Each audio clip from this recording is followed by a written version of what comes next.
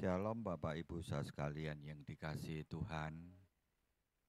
Hari ini sebenarnya kita akan membahas tentang firman Tuhan yang pada bagian yang ketujuh.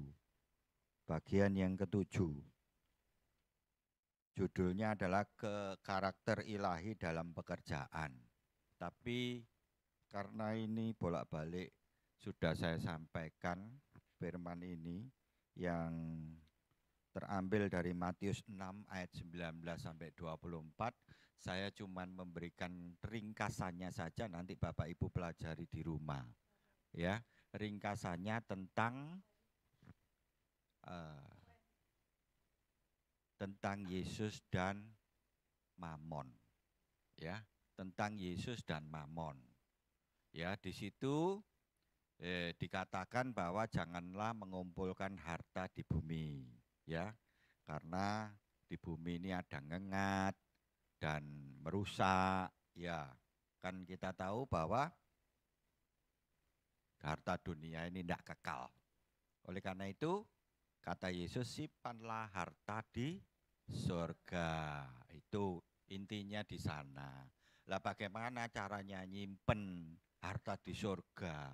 Ini tidak bisa tidak cara pandang kita, mata kita, visi kita itu harus sama dengan Tuhan Yesus. Kita memandang Yesus sebagai target atau memandang harta sebagai target. Ya, target hidup ini loh. Targetnya apa? Harta apa Yesus gitu loh. Oleh karena itu Yesus menyamakan dirinya. Ya, pilih aku atau pilih Mamon. Nah, dua pilihan inilah yang disodorkan kepada kita untuk kita memilih. Kalau kita milih harta, gelap katanya. Ya, kita ini jadi gelap. Ya, tapi kalau kita memilih Yesus jadi terang, karena Yesus itu terang. Ya, kalau kita pilih Yesus, kita akan melihat segalanya, kelihatan semua, baik dan buruknya. Ya, oleh karena itu, jadi kita akan memilih harta atau Mamon atau Yesus, kan dua pilihan itu. Kalau pilih Yesus bagaimana caranya? Kalau pilih Yesus, ya Mamon itu tadi kita pakai untuk Yesus. Kalau kita pilih Mamon, kita ambil Yesus untuk Mamon. Jadi kita bisa enggak pilih Mamon dengan ikut doa puasa? Bisa, bisa. Ya, sembahyang terus sama Tuhan Yesus, tujuannya apa? Dapat Mamon. Ya, persis sama ke dukun, sama. Kita pergi dukun, ya toh, kita minta sama dukunnya supaya kita dapat sesuatu, ya, misalnya dapat kekayaan dari dukunnya, ya. Nah, itu kan tidak mungkin kalau kita dapat dari dukunnya terus bisa pelaris-laris gitu. Kita masuk cinta sampai dukun nih, kira-kira bisa? Nggak mungkin, ya.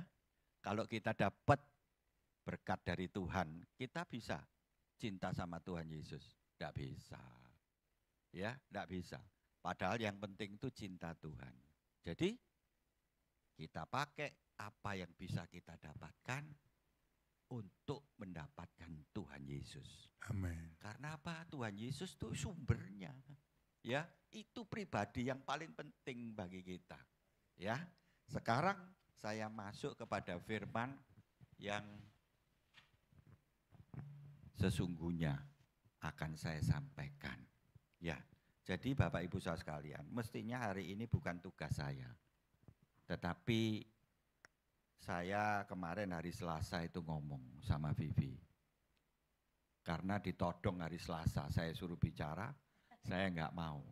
Saya Kemis saja, ternyata keturutan hari Kemis. Ya, oleh karena itu saya akan bicara tentang puasa. Judulnya adalah cara bagaimana mengubah hatinya Allah. Bapak Ibu, kita ini kalau mau mengubah hatinya presiden, susah. Karena apa? Karena kita tidak punya linknya, tidak punya jalurnya. Presiden tidak tahu kita. Kita mau ngomongin presiden tidak bisa. Iya. Tapi kita ini punya keunggulan. Kenapa? Kita punya linknya kepada Tuhan, Raja dari segala raja. Ya, kalau presiden tidak ngerti kita, tapi kalau raja di atas segala raja, ngerti pasti tentang kita. Ya toh? Nah, oleh karena itu, kita karena punya link, punya jalur, maka kita bisa mengubah. Hari ini kita akan belajar bagaimana cara mengubah hatinya Allah. Ya, kita baca firman Tuhan yang terambil dari Yunus pasal yang ketiga, ayat 1 sampai 10. Yunus pasal 3, ayat 1 sampai dengan 10. Saya bacakan dengan cepat. Yunus pasal 3 mulai ayat 1 sampai dengan 10. Demikian bunyinya. Datanglah firman Tuhan kepada Yunus untuk kedua kalinya demikian. Bangunlah, pergilah ke Niniwe, kota yang besar itu, dan sampaikanlah kepadanya seruan yang kufirmankan kepadamu. Bersiaplah Yunus, lalu pergi ke Niniwe sesuai dengan firman Allah. Niniwe adalah sebuah kota yang mengagumkan besarnya. 3 hari perjalanan luasnya. Mulailah Yunus masuk ke dalam kota itu sehari perjalanan jauhnya. Lalu berseru, 40 hari lagi maka Niniwe akan ditunggang balikkan. Orang Niniwe percaya kepada Allah. Lalu mereka mengumumkan puasa. Dan mereka baik orang dewasa maupun anak-anak mengenakan kain kabung. Setelah sampai kabar itu kepada raja kota Niniwe, turunlah ia dari singgasananya. Ditanggalkannya jubahnya, diselubungkannya kain kabung, lalu duduklah ia di abu. Lalu atas perintah raja dan para pembesarnya, orang memaklumkan dan mengatakan di Niniwe demikian. Manusia dan ternak, lembu, sapi, dan kambing domba tidak boleh makan apa-apa. Tidak boleh makan rumput dan tidak boleh minum air. Haruslah semuanya manusia dan ternak berselubung kain kabung dan berseru dengan keras kepada Allah, serta haruslah masing-masing berbalik dari tingkah lakunya yang jahat dan dari kekerasan yang dilakukannya. Siapa tahu mungkin Allah akan berbalik dan menyesal serta berpaling dari murkanya yang bernyala-nyala itu sehingga kita tidak binasa. Ketika Allah melihat perbuatan mereka itu, yakni bagaimana mereka berbalik dari tingkah lakunya yang jahat, maka menyesallah Allah karena malapetaka yang telah dirancangkannya terhadap mereka dan ia pun tidak jadi melakukannya. Amin. Bapak Ibu saudara sekalian, Niniwe ini adalah keturunan dari Ham. Ham ini anaknya Nuh, ya, yang sebenarnya paling terkutuk dari ketiga anaknya. Ya, ada Ham, ada Sem, ada Yafet. Ya, sehingga Ham ini punya keturunan yang terkutuk karena Ham ini mempermalukan ayahnya Nuh. Waktu Nuh itu mabuk, telanjang, kelihatan Ham, diolok-olok, dipanggilkan saudaranya, ya, diceritakan, bapakmu telanjang, lucu, ya, ini kurang ajar. Akhirnya kedua saudaranya Sem dan Yafet menutup bapaknya, tapi pakai kain dengan jalan mundur, ya, ditutuplah, ya, sehingga keturunan dari Ham ini tidak menjadi keturunan yang baik, ya. Yang menjadi keturunan yang baik adalah keturunan dari Sem. Oleh karena itu nanti kalau kita lihat itu ada kata-kata kalimat keturunan anak-anak raksasa dan keturunan Allah. Yang dimaksud gitu adalah keturunan Allah itu yang mana? Keturunan Allah itu adalah keturunan Sem. Ya. Itu sekedar tentang Niniwe. Berarti Niniwe ini adalah satu bangsa yang sebetulnya kalau kita lari dari garis keturunan Ham, tidak baik di mata Tuhan. Di mata Tuhan harusnya begitu. Tetapi rupanya Niniwe ini ada dalam perhatian Tuhan. Ya, Tuhan mengutus Yunus. Yunus tidak mau ngomong firman kepada Niniwe karena Yunus tahu ini Niniwe ini jahat luar biasa. Sejarah mencatat kejahatannya seperti apa sih? Ya, ini sebagai contoh saja kejahatannya. Salah satunya kalau mereka berjudi, ya, tebak-tebakan. Yang dibuat nebak itu adalah kehamilan perempuan. Laki apa perempuan? Ya, pasang taruhannya. Gitu. Lah, nanti kalau sudah ngumpul taruhannya dibelek itu. Yang hamil itu. Dilihat, loh laki yang perempuan kalah. Ya. Artinya manusia dianggap tidak ada artinya. Saking jahatnya Tuhan mengutus Yunus. Yunus tidak mau melarikan diri, tapi dikejar sama Tuhan. Tidak bisa tidak. Rencana Allah tidak boleh digagalkan dengan ketidakmauan Yunus. Lari Yunus, naik kapal, kapalnya diombang-ambingkan, mau ditenggelamkan oleh Tuhan. Sehingga Yunusnya dibuang ke laut sampai masuk perut ikan. Lah, diutus lagi lah Yunus setelah Yunus diselamatkan, suruh lagi pergi ke Niniwe. Nah, ini adalah cerita Yunus yang kedua. Perintah untuk ke Niniwe. Akhirnya bangun toh Yunus, ya. Dia datang ke Niniwe. Niniwe ini dikatakan di sini adalah kota yang besar. Kota besar.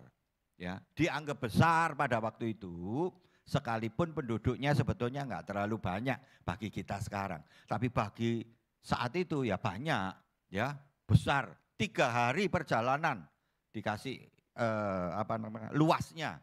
Luasnya itu 3 hari. Kenapa ini perlu dimunculkan? Kota besar itu tidak bisa mudah menerima faham yang baru. Ya, itu. Sehingga kita menjadi mengerti bahwa Niniwe ini tidak gampang untuk dikasih tahu. Ini kota besar. Apa mau kota besar di dunia ini kemudian dikasih faham sesuatu yang baru, kemudian berubah cara berpikirnya. Apalagi kalau dari Tuhan. Enggak. Ya, kota-kota besar di dunia ini banyak yang justru jauh dari Tuhan, ya. Niniwe dikatakan pada ayat yang ketiga adalah sebuah kota yang mengagumkan besarnya. Mengagumkan besarnya, ya. Ini karena sebesar 3 hari perjalanan. Mulailah Yunus masuk ke dalam kota itu sehari perjalanan jauhnya. Jadi masuknya tidak terlalu dalam dan dia berseru. Tidak pakai edeng aleng-aleng, tidak pakai basa-basi. Terhadap penduduk Niniwe, langsung Yunus ngomong. Pokoknya dia sambil ngomong ambil jengkel soalnya. 40 hari lagi Niniwe akan dihancurkan, ditunggang balikkan oleh Allah. Ya, ini firman yang disampaikan kepada Niniwe. Ya, dan apa responnya?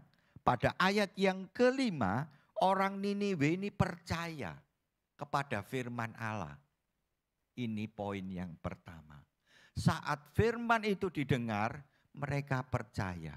Seringkali orang Kristen ini kalau dengar firman Tuhan, antara ya dan tidak. Kadang bimbang, kadang ragu, kadang masuk telinga kanan, keluar telinga kiri. Ya, kenapa seperti ini? Karena cara pandangnya terhadap firman Tuhan ini kurang pas. Oleh karena itu pada satu ketika Tuhan Yesus memberikan satu perumpamaan. Benih itu kalau dia jatuh di pinggir jalan, tanahnya sedikit tidak mungkin tumbuh. Ya. Kalau jatuh di tanah yang berbatu, banyak batunya daripada tanahnya. Juga tidak bisa suruh tumbuh. Dan yang ketiga ini banyak ada di gereja. Ya, saya katakan banyak di gereja karena apa? Karena di situ di semak belukar. Semak belukar ini menunjukkan tentang orang Kristen yang punya rasa khawatir atau punya hati yang tertuju kepada harta tadi. Mamon tadi.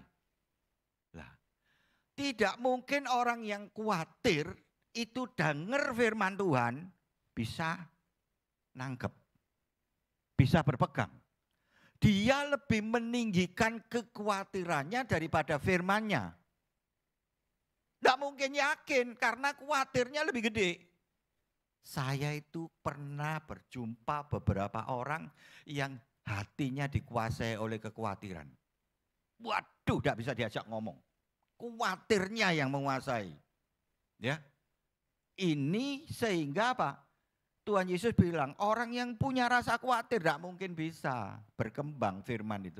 Firman dikasih bolak-balik, diulang-ulang ya tetap tidak nangkep. Selain khawatir apa yang menghalangi firman itu? Hatinya tertuju pada mamon. Seperti yang tadi saya bicara Matius pasal yang ke-6 itu. Kalau cara pandangnya hidup ini yang paling penting adalah harta, maka gelap. Dia tidak tahu mana yang benar, mana yang salah. Tidak ngerti. Ya, karena apa? Visinya, matanya, cara pandangnya. Hidup ini pada harta. Padahal hidup ini pondasinya bukan harta. Tetapi Tuhan Yesus. Oleh karena itu Tuhan Yesus tadi ngomong, pilih mamon apa pilih aku? Nah, ini. Ya, oleh karena itu cara pandang yang salah ini mari kita tinggal. Kalau kita menerima firman Tuhan, kita harus menjadikan hati kita menjadi tanah yang subur. Maksudnya apa? Siap menerima firman itu bentuknya apapun. Sekalipun itu menyakitkan, sekalipun itu menegur, harus punya keputusan. Aku siap firman itu. Apapun yang Tuhan bicara, aku akan ambil, aku akan simpen dalam hatiku. Dan aku akan lakukan dalam hidupku. Kayak keputusan inilah yang Tuhan mau supaya ada dalam hati kita saat kita terima firman itu. Ya toh, langsung dipegang. Niniwe, luar biasa. Begitu firman itu disampaikan oleh Yunus, langsung mereka percaya. Bahwa 40 hari lagi akan ditunggang balikkan Niniwe. Karena keyakinan itu maka langkah yang kedua dia mengumumkan puasa dan mereka baik dewasa maupun anak-anak semua puasa berkabung mereka. Mereka membuktikan kepada Allah yang berfirman tadi bahwa mereka menyesali, ya. Mereka menyesali sehingga mereka berkabung. Bapak Ibu saudara sekalian, kalau kita baca Matius pasal yang ke-5 ayat yang ke-4, di situ berkata, berbahagialah orang yang berduka cita. Pak, gimana duka cita kok bahagia? Ya, begini, Bapak Ibu. Berduka cita di sini maksudnya adalah bukan seperti keluarga Pak Willy yang sekarang sedang kesusahan, bukan. Tetapi duka cita di sini adalah berduka karena berdosa. Ya. Oleh karena itu dikatakan berbahagialah. Kalau kita menuju kepada kata aslinya dalam bahasa Yunani, berbahagialah ini pakai kata makariso. Artinya diberkatilah. Ya, arti sesungguhnya adalah diberkati. Terjemahan Indonesia berbahagia. Oke lah, tidak ada masalah. Tetapi orang yang bisa menikmati diberkati atau bisa menikmati kebahagiaan adalah orang yang berduka atas dosa yang diperbuatnya. Lah, bagaimana kita mewujudkan atau membuktikan kepada Tuhan kalau kita ini menyesali dosa kita? Yaitu dengan berpuasa. Puasa ini adalah bukti kepada Tuhan. Kita menyesali dosa-dosa kita. Kita membuktikan bahwa kita mau datang kepada Tuhan. Kita membuktikan bahwa kita mau nurut sama Tuhan. Bapak Ibu, saya ini sebetulnya puasa 40 hari, itu saya hindari. Makanya bolak-balik Bu Vivi ini minta saya untuk tugas di doa puasa, saya mesti menghindar. Karena saya tidak tahan puasa 40 hari itu. Ya. Oleh karena itu, saya menghindar terus. Tapi kali ini saya terima tugasnya. Ya. Karena saya terima, terpaksa. Walaupun saya ini cuma punya tugas 1 biji. Dalam 40 hari cuma 1. Tapi karena saya terima, ya terpaksa saya puasa. Cuman saya ini tidak tahan, yang paling tidak tahan adalah minum, Bapak Ibu. Jadi walaupun saya puasa, puasanya cuma tidak makan. Saya tidak tahan panas. Saya kalau kepanasan, sudah terpaksa saya minum. Ya, saya ini paling suka kalau puasa. Saya adalah orang yang paling suka puasa. Tapi saya tidak tahan puasa 40 hari itu. Lama sekali bagi saya. Saya itu lebih suka kalau puasa itu 3 hari berturut-turut. Tidak makan, tidak minum, tidak apa-apa saya. Dan itu sering saya lakukan. Tapi cuma 3 hari. Cepet toh, habis itu selesai. Gitu. Kalau 40 hari ini, tidak tahan saya ini. Kok gak mari-mari gitu loh ya. Tidak mari-mari ya, tapi karena ya itu komitmen. Komitmen saya terima tugas di sini. Walaupun cuma 1 tugas, saya puasa.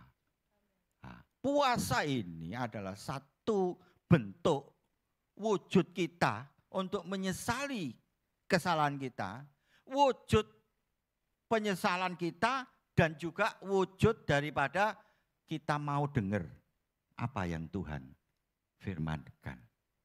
Artinya mau nurut, mau taat, mau setia. Niniwe saat dengar itu langsung bertindak, mengumumkan, tidak peduli dewasa, tidak peduli anak-anak. Puasa, bergabung mereka. Bergabung mereka. Ya, sedih, kesusahan mereka tunjukkan. Lah, setelah sampai kabar itu kepada raja, ya, rajanya bilang ditambahi, ya. Sejak saat ini diselubunglah kain kabung, duduk dia di abu, memberikan perintah kepada para pembesarnya untuk memaklumkan bahwa manusia, ternak, lembu sapi, kambing domba, tidak boleh makan apa-apa, tidak boleh makan rumput, ya, tidak boleh minum air, suruh puasa semua. Harus semua manusia dan ternak berselubung kain kabung, ya, puasa.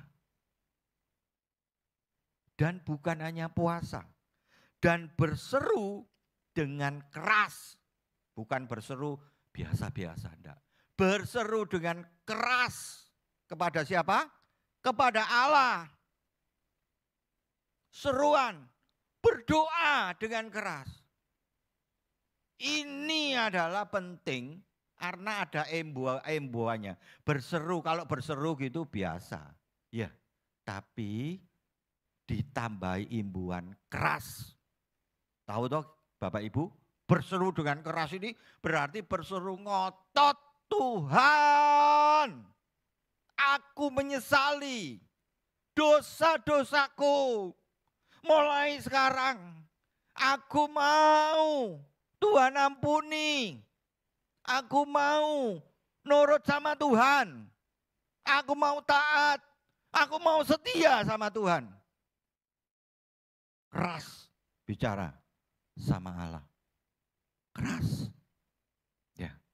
Nah, inilah doa yang seperti ini yang Tuhan ingin dengar dari kita.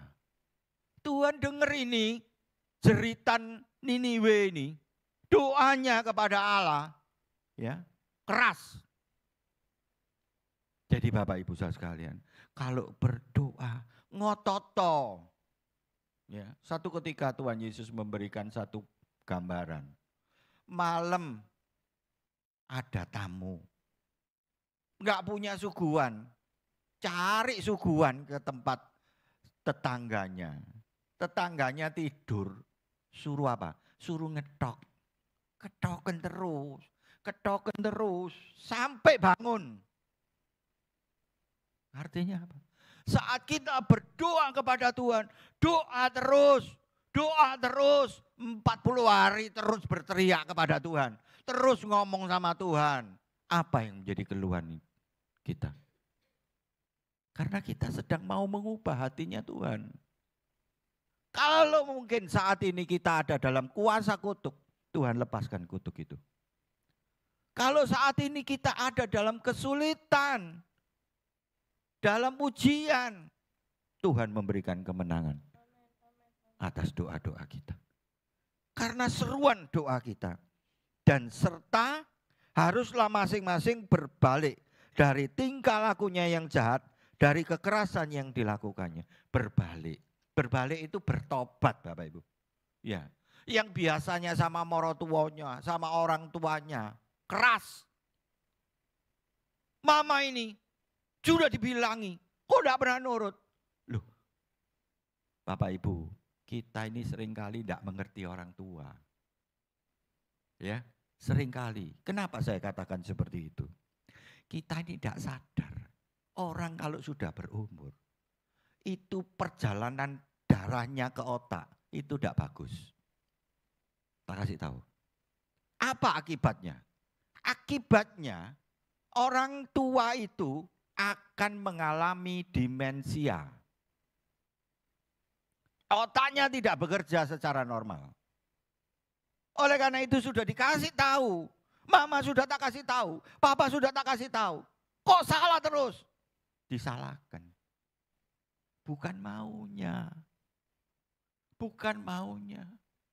Otaknya sudah mengkeret karena suplai oksigennya kurang. Sehingga apa? Cara berpikirnya sudah tidak seperti dulu lagi. Tapi dimarahi. Bapak Ibu saudara sekalian, seringkali kita melakukan kejahatan terhadap karyawan kita. Karyawan kita dipacu, bila perlu gak dikasih makan suruh kerja terus. Kejahatan. Ya. Kejahatan-kejahatan yang model begini Tuhan tidak suka. Oleh karena itu, coba kita cari. Sebetulnya kita selama ini selalu baik atau selalu egois. Selalu mementingkan diri sendiri atau kita mau care dengan sekitar kita? Apa kita mau memperhatikan orang lain? Bapak Ibu saudara sekalian, Tuhan Yesus kalau egois gak selamat semua. Ya. Dia memberikan contoh. Sekalipun dia adalah Allah, dia mengorbankan dirinya untuk menyelamatkan kita. Itu satu contoh yang harus menjadi bagian dari prinsip hidup kita. Ya. Saat kita mau menolong orang, saat kita mau care sama orang, apapun korbannya kita kerjakan. Tidak ada kasih tanpa pengorbanan. Dan hukumnya Yesus itu cuma dua. Kasihilah Tuhan Allahmu, kasihilah sesamamu. Cuma dua. Bagaimana kita bisa mengasihi Tuhan kalau kita tidak mengasihi sesama? Enggak mungkin. Yang kelihatan saja kita tidak bisa mengasihi, kan enggak mungkin yang tidak kelihatan kita kasihi, nonsen. Oleh karena itu, bentuk bukti bahwa kita mengasihi Tuhan, kita harus mengasihi orang yang ada di sekitar kita. Bapak Ibu Tuhan sekalian, apa yang dikerjakan penduduk Niniwe ini ada satu dasar yang luar biasa. Kenapa? Kalau kita baca Yunus pasal 3 ayat yang ke-9. Kita lihat, ini luar biasa. Kenapa? Kenapa saya katakan ini luar biasa? Karena bunyinya demikian. Siapa tahu mungkin Allah akan berbalik dan menyesal serta berpaling dari murkanya yang bernyala-nyala sehingga kita tidak binasa. Siapa tahu? Artinya tidak ada yang bisa memastikan. Itu siapa tahu. Orang Niniwe melakukan tindakan itu siapa tahu dasarnya. Ini luar biasa Bapak Ibu. Mereka mencoba untuk mengubah hati Allah. Siapa tahu. Beda dengan kita. Kita hari ini dipastikan kita menjadi tahu bagaimana Allah bisa berubah. Kalau kita lakukan tindakan-tindakan ini, Yesus pasti mengubah hatinya. Yang dulu tidak terlalu memperhatikan kita. Yang dulu tidak punya keinginan untuk memulihkan hidup kita. Yang dahulu tidak punya keinginan untuk menolong kita. Kalau kita lakukan ini, Tuhan menjadi memulihkan hidup kita. Tuhan jadi menolong kita. Tuhan jadi memedulikan apa yang sedang terjadi dalam hidup kita. Walaupun sebenarnya Dia adalah Allah yang mengerti. Dia adalah Allah yang peduli. Ya. Tapi mari Bapak Ibu saudara sekalian. Orang Niniwe walaupun tidak punya kepastian, tapi mereka mencoba dengan cara ini. Siapa tahu Tuhan berubah. Ketika Allah melihat perbuatan mereka itu, yakni bagaimana mereka berbalik dan tingkah lakunya yang jahat, maka menyesallah Allah karena malapetaka yang telah dirancakannya terhadap mereka, dan ia pun tidak jadi melakukan. Artinya apa? Hatinya diubah. Hari ini kita mengerti Tuhan Yesus bisa diubah hatinya. Karena Dia adalah Tuhan yang penuh kasih. Tak lihatkan dia, kasihnya ini yang luar biasa. Kita baca Yunus pasal yang keempat. Ayat yang ke-10 dan 11. Ayat 10 dan 11 ya. Tak bacakan ya, demikian bunyinya.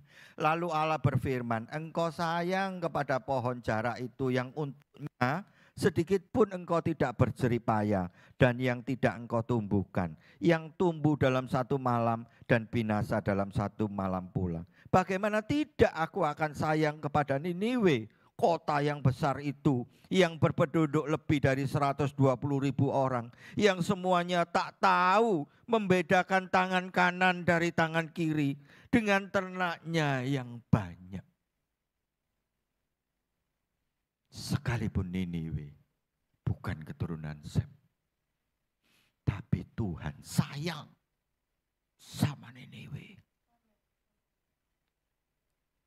Dia walaupun di luar keturunan Ham, keturunan Sem, Tuhan tetap cinta kepada Niniwe.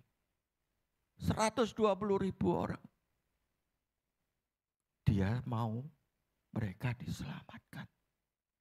Kita yang sudah dipilih, kita yang sudah dibukakan, kita yang sudah ditebus,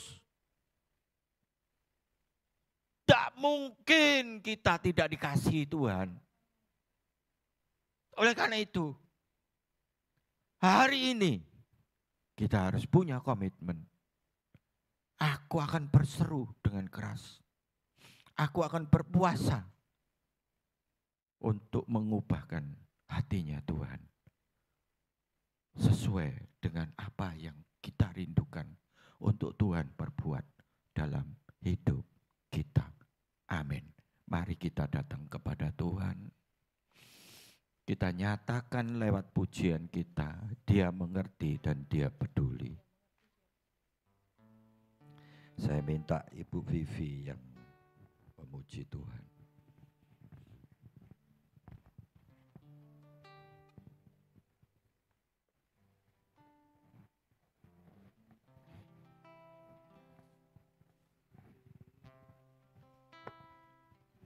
Peduli persoalan yang kita alami, Dia mengerti, Dia peduli. persoalan yang sedang terjadi. Namun satu yang dia minta, namun satu yang dia minta, agar kita percaya sampai mujizat menjadi nyata. Terkadang kita merasa, haleluya, terkadang kita merasa tidak ada jalan yang terbuka, tak ada jalan terbuka, tidak ada lagi waktu. Oh, tak ada lagi waktu, terlambat sudah. Dia Allah yang tidak berdusta, Dia menepati janjinya, haleluya. Tuhan tak pernah berdusta, Dia selalu pegang janjinya. Bagi setiap kita yang percaya melakukan kehendak Tuhan, datang di hadapan Tuhan, berbalik dari kesalahan kita, Dia melihat, mendengar doa-doa kita yang berseru dengan keras. Haleluya, Dia mengerti, Dia peduli persoalan yang kita alami. Dia mengerti, Dia peduli persoalan yang kita alami. Namun satu yang Dia minta, agar kita percaya sampai mujizat menjadi. Sekali lagi dengan iman, Dia mengerti, Dia peduli persoalan yang sedang terjadi. Dia mengerti. Tuhan mengasihi setiap kita Bapak Ibu. Dia peduli persoalan yang kita alami. Namun satu yang Dia minta, agar kita percaya sampai mujizat menjadi nyata.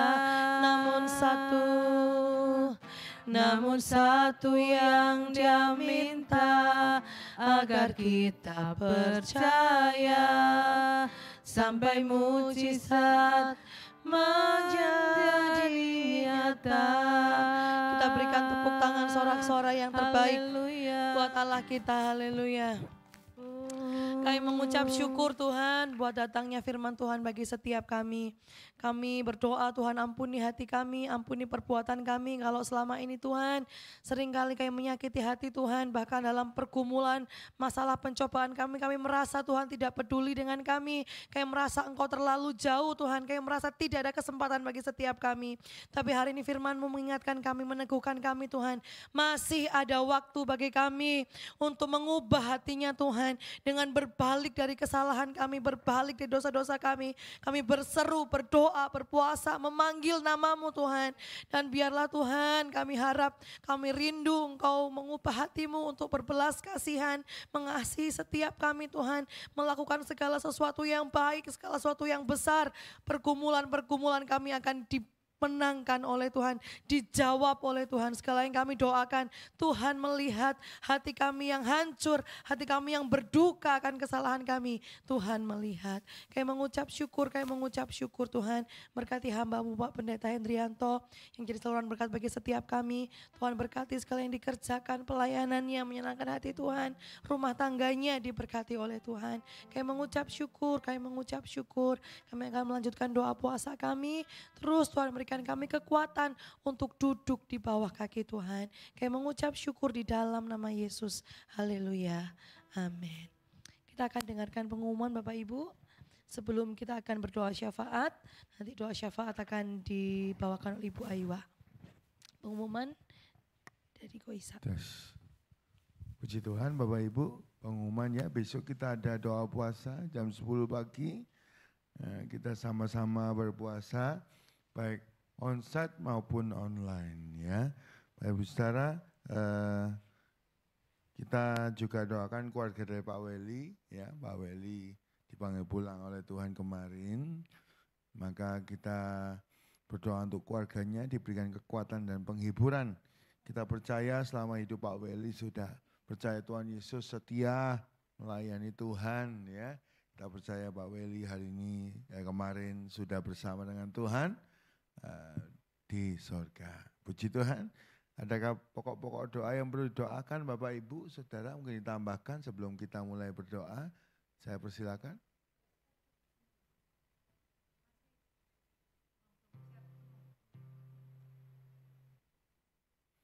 Ya. Catatannya sudah diberikan ke Bu Aiwa. Ya. Ada yang lain Bapak Ibu? Kita terus ya dukung doa untuk Papa dari Bu Cien-Cien. Sudah mengalami pemulihan demi pemulihan. Puji Tuhan ya. Kita doa untuk pemulihan hambanya Bapak Gatot ya. Juga Tuhan, yang lain yang sudah ditulis. Mari sama-sama kita masuk dalam doa syafaat. Mari kita berdoa.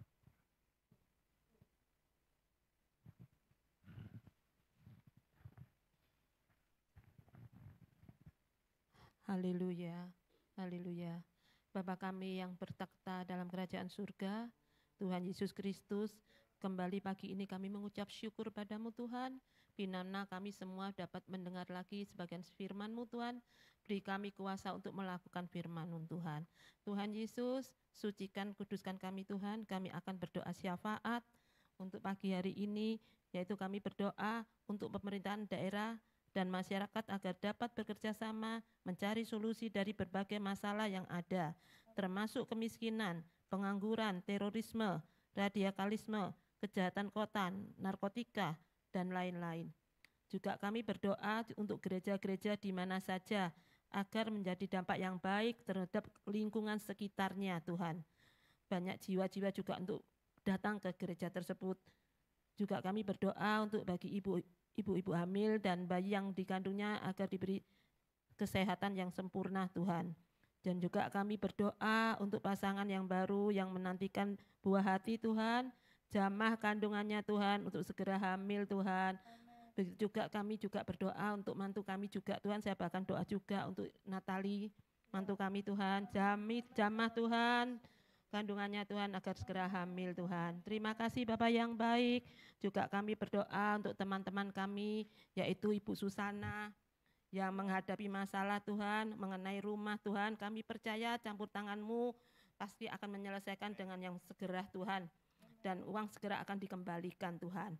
Terima kasih Tuhan. Juga kami berdoa untuk hamba-Mu Bapak Daniel Karmadi, yaitu berdoakan untuk keharmonisan keluarganya supaya tidak jadi cerai Tuhan. Kasih-Mu yang selalu menjamah keluarga mereka Tuhan. Juga berdoa untuk Bapak Gatot yang sekarang dalam masa pemulihan Tuhan, pulihkan dengan sempurna dan segera kembali beribadah dengan sempurna juga, kembali beribadah ketemu dengan kami semuanya Tuhan. Begitu juga Bapak dari CC Cien-Cien Tuhan, sudah lebih sembuh lagi dan kami percaya sembuhkan dengan sempurna Tuhan. Terima kasih Tuhan, dan kami tidak juga berdoa untuk saudara kami Fani Tuhan. Kami percaya Tuhan akan sembuhkan dengan sempurna dan dia beri kekuatan Tuhan untuk menjalani kemo-kemonya lagi Tuhan. Kami percaya Tuhan, Kau tidak akan meninggalkan saudara kami Tuhan, di mana dia berada semuanya Tuhan beri kekuatan. Begitu juga tak lupa kami berdoa untuk keluarga Bapak Weli Tuhan, di mana dia dalam keadaan berduka Tuhan. Tuhan tolong untuk keluarganya untuk diberi kekuatan, penghiburan dari Tuhan. Terima kasih Tuhan, Walaupun doa kami kurang sempurna, tapi kami percaya Tuhan yang akan sempurnakan. Dalam nama Tuhan Yesus, mari kita yang percaya bersama-sama katakan, amin. Mari kita tutup ibadah kita. Mari kita berdoa. Terima kasih Tuhan untuk kasih setia Tuhan. Pagi hari ini kami boleh tetap berpuasa. Bila kami semakin kecil dan Tuhan semakin besar di dalam hidup kami. Bila kami boleh mengikuti kehendak Roh Kudus lebih daripada kedagingan kami. Kami berdoa untuk semua hamba-hamba Tuhan yang telah melayani siang hari ini. Tuhan berkati keluarganya, kesehatannya, kehidupannya, pekerjaannya, terutama pelayanannya. Boleh berkenan kepada Tuhan. Teringat juga anak Ruth dan Rose ya, yang sedang sakit. Tuhan sembuhkan dalam nama Tuhan Yesus. Juga setiap jemaat Tuhan yang mengalami sakit, Tuhan sembuhkan. Yang mengalami masalah, Tuhan Engkau yang buka jalan. Satu persatu Tuhan tilik, Tuhan jamah, Tuhan Engkau yang menolong, Engkau yang memberkati. Biarlah mereka semua merasakan terus Tuhan penyertaan Tuhan yang sempurna. Terima kasih Tuhan. Kami bersyukur, kami berdoa untuk Surabaya diberkati oleh Tuhan. Jawa Timur diberkati oleh Tuhan. Indonesia diberkati Tuhan. Kami berdoa untuk semua gereja-gereja diberkati oleh Tuhan. Terima kasih Tuhan. Berdoa untuk Bapak Pendeta Elijah Tikno Gunawan bersama istri. Tuhan memberkati sebagai founder gereja. Tuhan berkati panjang umur, sehat, kekuatan Tuhan berkati. Terima kasih semua pelayan-pelayan Tuhan diberikan kesatuan hati menyambut Natal. Berkati Tuhan semua panitia yang berjuang untuk adanya Natal. Semua jerilahnya, kerja kerasnya, Tuhan Engkau memberkati. Tuhan memberkati juga kesatuan hati. Dan terutama kami mohon kuasa Tuhan bekerja, banyak jiwa boleh mendengar Injil. Bahwa Yesus Kristus Tuhan dan Juru Selamat satu-satunya. Satu-satunya jalan keselamatan. Terima kasih Tuhan. Dan saatnya kami akan berpisah satu dengan lain. Kami mohon berkat dan penyertaan Tuhan. Mari angkat kedua tangan kita. Kiranya kemurahan, kebaikan, kesetiaan Tuhan. Damai sejahtera yang melampaui segala akal. Melimpah dalam hidupmu. Diberkatilah engkau pada waktu masuk. Diberkatilah engkau pada waktu keluar. Diberkatilah keluargamu. Diberkatilah kesehatanmu. Diberkatilah usaha pekerjaan dagang studi sekolahmu. Terutama diberkatilah rohanimu. Biarlah engkau bertumbuh-tumbuh mengasihi Tuhan selama-lamanya. Terima berkat dari Allah Bapa, Putranya Tuhan Yesus Kristus dan Roh Kudus. Dalam nama Tuhan Yesus. Haleluya. Amin.